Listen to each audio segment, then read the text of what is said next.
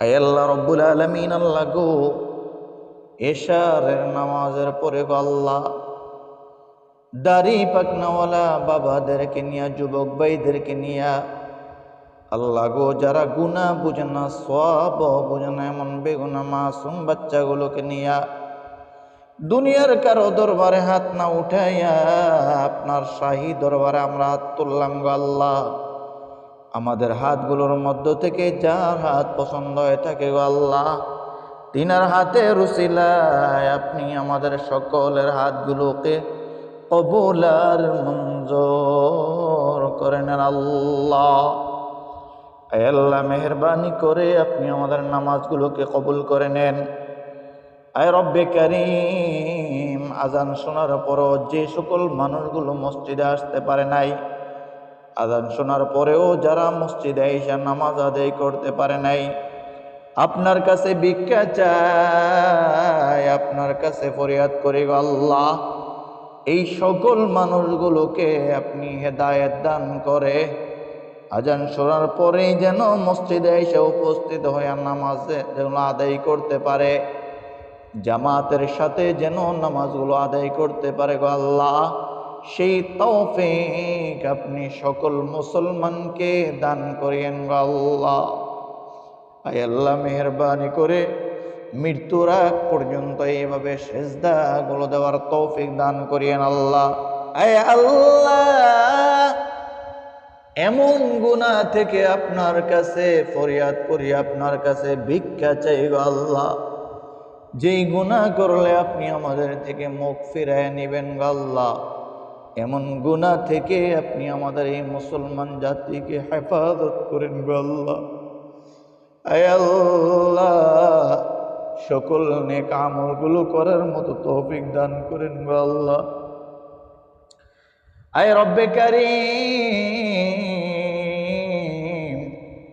দুনিয়ার ফকিরগুলো যখন এক দরওয়াজায় যায়, যদি এক দরওয়াজা থেকে ফিরাইয়া দেয়, অন্য দরওয়াজায় বড় আশা কইরা গিয়া দাঁড়ায় গো আল্লাহ।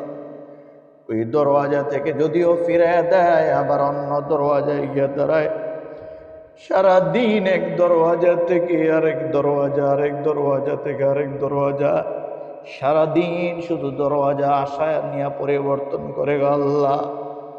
কিন্তু আমরা এমন এক দরবারে হাত উঠাইলাম গো আল্লাহ, আপনাকে ছাড়া কোনো দরওয়াজা আমাদের নেই গো আল্লাহ, আপনাকে ছাড়া কোনো দরবার আমাদের নাই আল্লাহ। আপনি মেহেরবানি করে আমাদের কাউকে খালি হাতে ফিরিয়ে দিয়েন না আল্লাহ। আল্লাহ,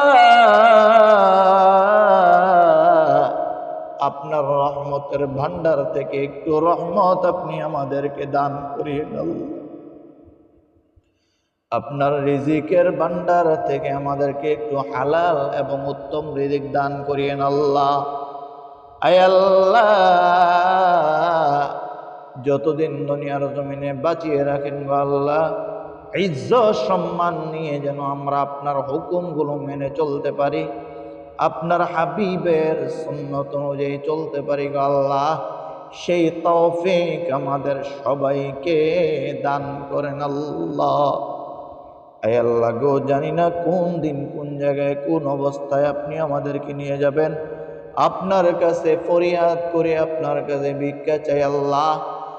আয় আল্লাহ, যেদিন আপনি আজরাইল পাঠায় দিবেন, আমরা যেন ঈমানের সাথে মৃত্যুবরণ করতে পারি, ঈমান নিয়ে যেন আমরা কবরে যেতে পারি গো আল্লাহ। সেই তৌফিক আপনার হাবিবের উসিলায় আমাদের সবাইকে দান করেন আল্লাহ। আয় আল্লাহ, এমন কোন অসুস্থতা দিন না গো আল্লাহ, যেই অসুস্থ হয়ে গেলে ঘরের মানুষগুলো আমাকে বোঝা মনে করবে।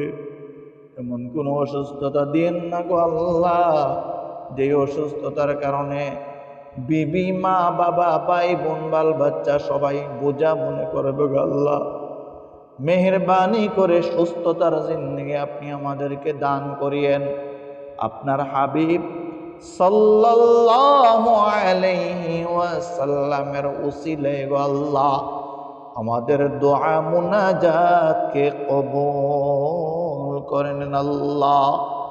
আয় আল্লাহ আমাদের দোয়া মুনাজাতকে কবুল করে নিন ইয়া আল্লাহ। আল্লাহুম্মা রাব্বিরহামহুমা কামা রাব্বায়ানি সাগীরা। আল্লাহুম্মা রাব্বিরহামহুমা কামা রাব্বায়ানি সাগীরা। সাল্লাল্লাহু তাআলা আলা খায়রি খালকিহি মুহাম্মাদিন ওয়া আলা আলিহি ওয়া আসহাবিহি ওয়ান নাসি আজমাইন ওয়ারহামনা মাআহুম।